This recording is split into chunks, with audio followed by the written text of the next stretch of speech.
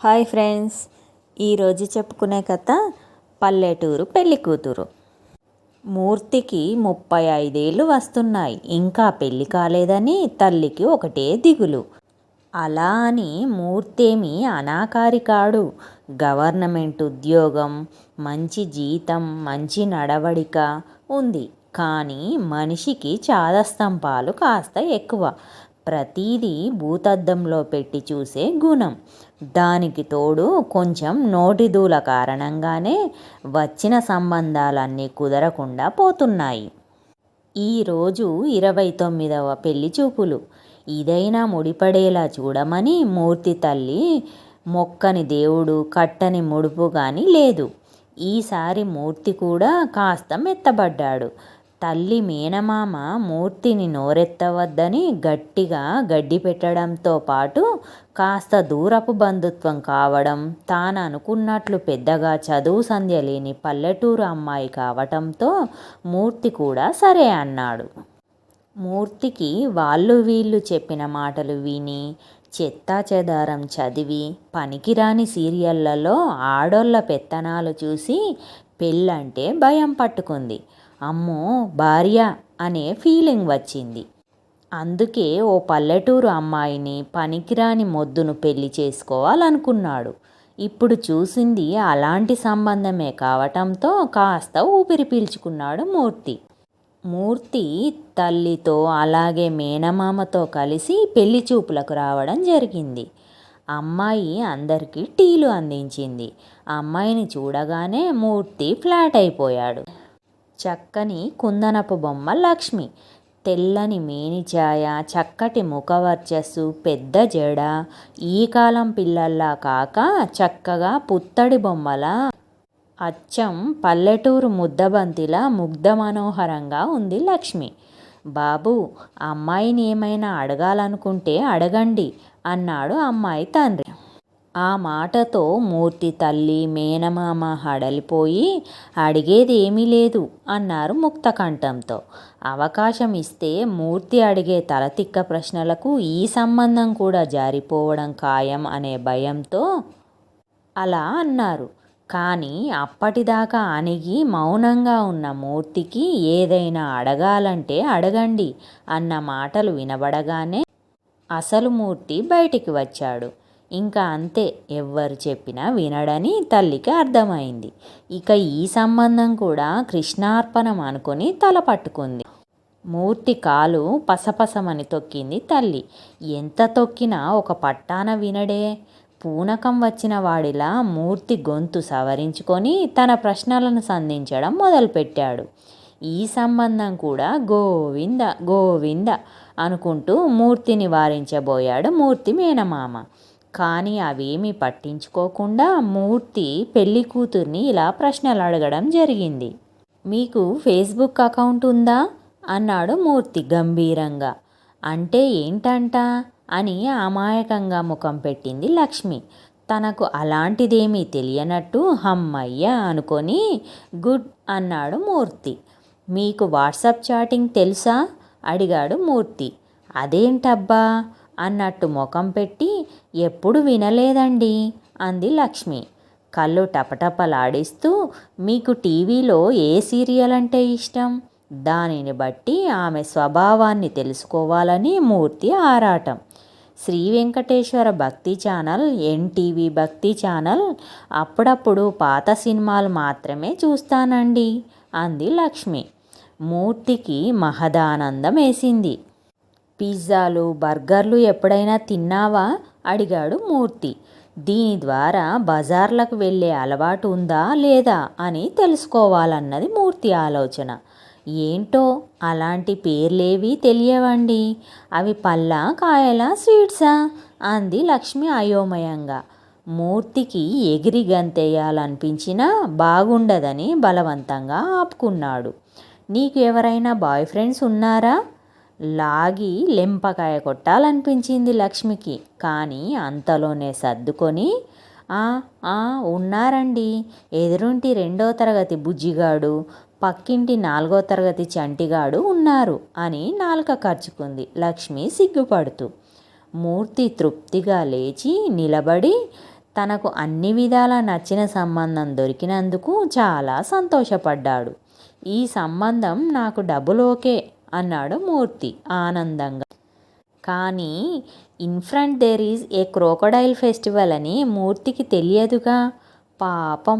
ఈ మాట విన్న మూర్తి తల్లికి మేనమామకు పెద్దగా కేక వేసి ఎగిరి గెంతేయాలనిపించి ఈ వయసులో అలా చేయటం ఏమీ బాగుండదనుకొని బంధువులతో ముసిముసిగా నవ్వుకున్నారు మూర్తిని చూసి.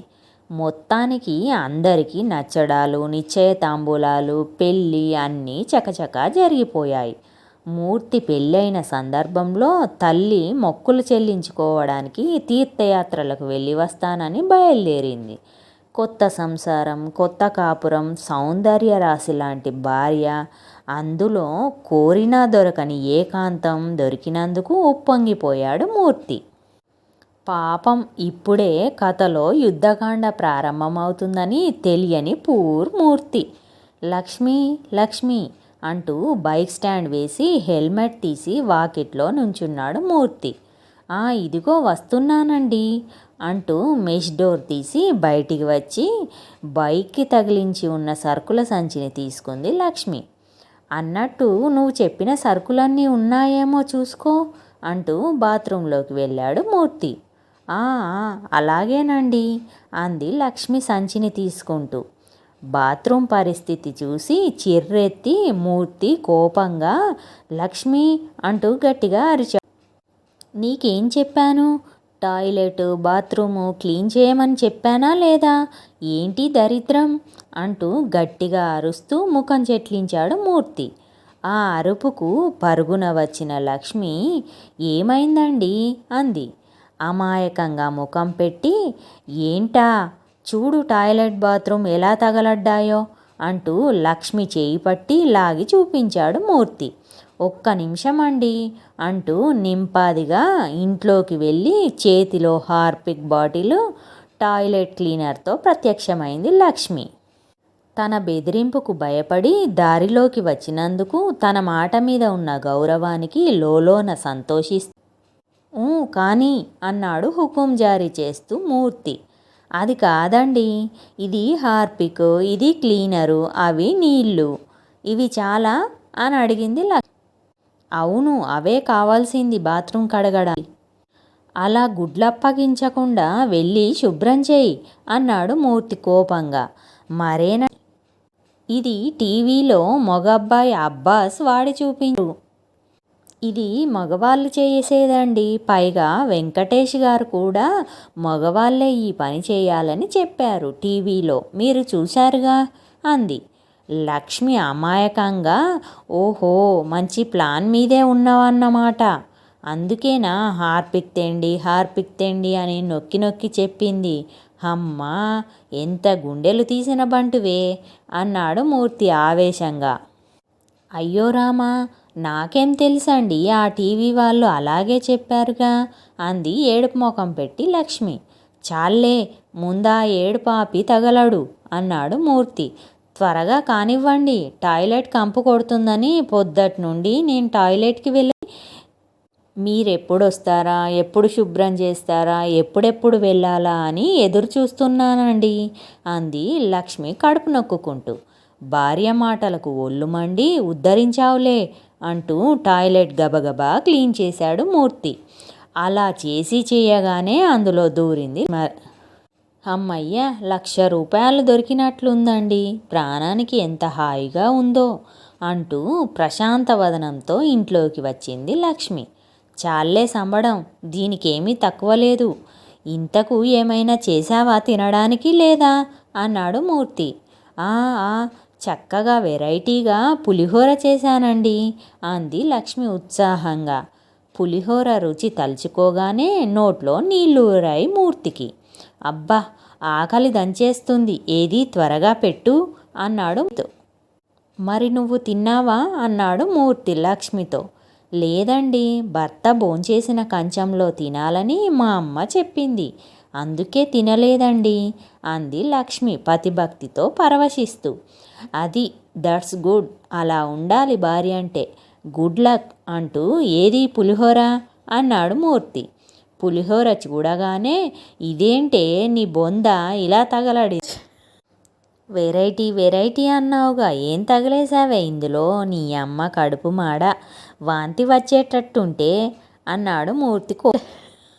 మరేనండి, నిమ్మకాయకు బదులు 100 నిమ్మకాయల శక్తి ఉంటుందని వీల్ పౌడర్, కొద్దిగా విమ్, అదేనండి అంట్లు రుద్దే సోపు, కొద్దిగా పసుపు, చందనం గుణాల కలయిక సంతూర్ అంటారుగా, అందుకే కొంచెం సబ్బు ముక్క, ఉప్పు, మీ టూత్పేస్ట్లో ఉప్పు ఉందా అంటారుగా, అందుకే ఉప్పు బదులు కోల్గేట్ టూత్పేస్ట్, ఘాటు కోసం కాస్త డాబర్ రెడ్ పౌడర్, ఇంకా మాట పూర్తిగా నీ బొందే, నీ కడుపు మాడా, మనుషులను చంపటానికి పుట్టావటే, ఏదో పల్లెటూరు పిల్ల చదువు తక్కువైతే చెప్పినట్లు వింటుందని వెతికి వెతికి చేసుకుంటే నా కొంప ముంచావు కదే, నా జీవితం నాశనం చేశావు కదే, నీలాంటి దద్దోజనాన్ని చేసుకున్నానే అంటూ పులిహోర కంచాన్ని ఒంటిపై ఉన్న గుడ్డలు చింపుకొని జుట్టు పీక్కుంటూ,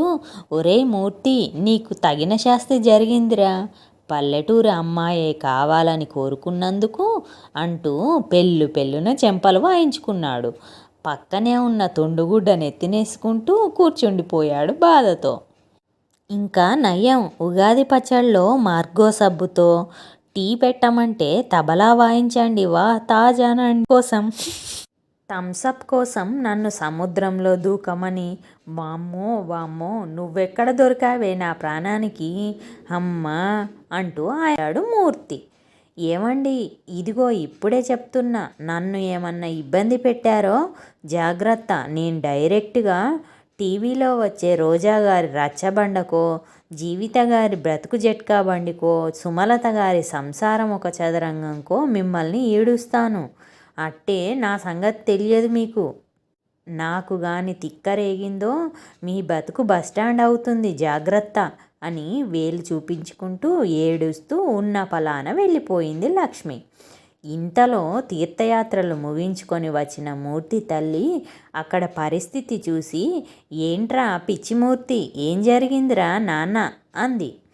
తల్లిని చూడగానే తన్నుకొచ్చిన దుఃఖంతో తల్లి వడిలో తలపెట్టి జరిగిందంతా చెప్పి బోరున వెక్కిళ్ళు పెట్టి ఏడ్చాడు మూర్తి.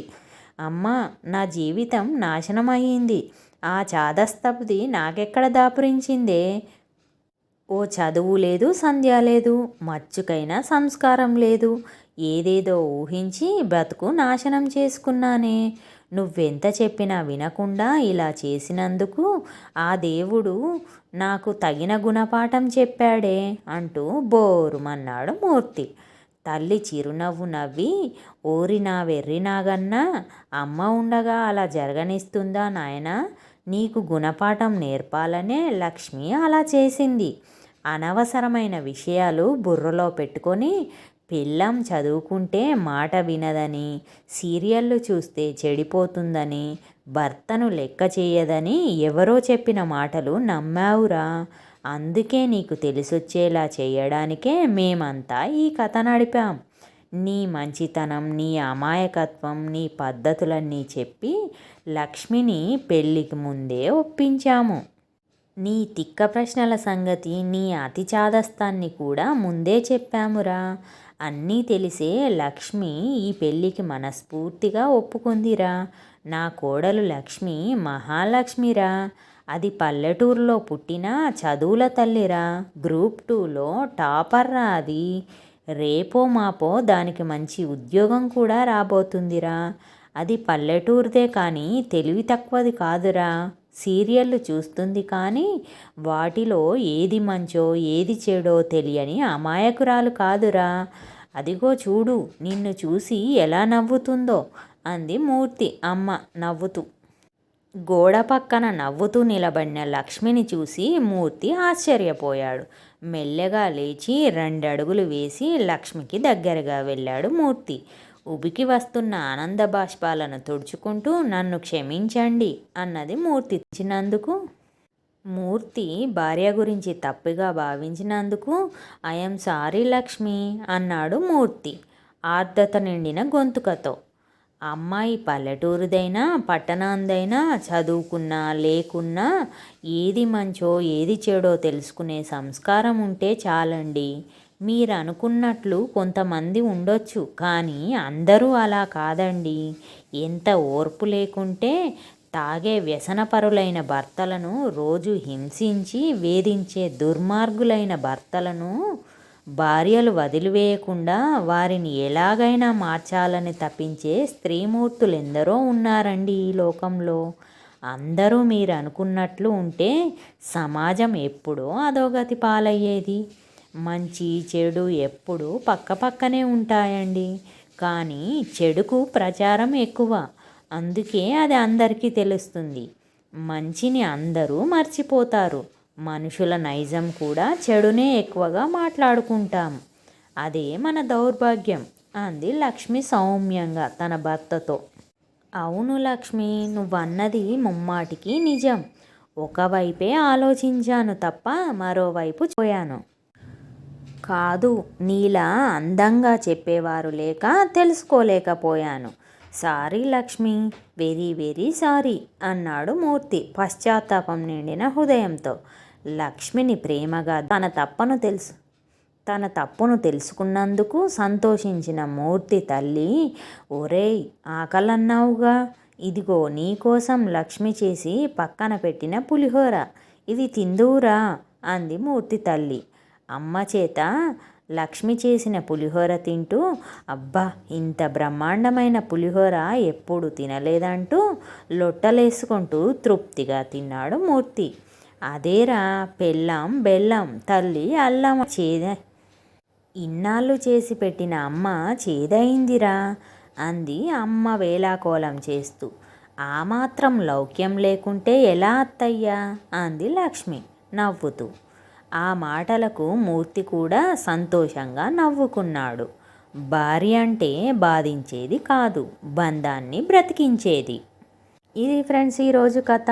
కథ నచ్చితే లైక్ చేయండి, కామెంట్ చేయండి, సబ్స్క్రైబ్ చేయండి.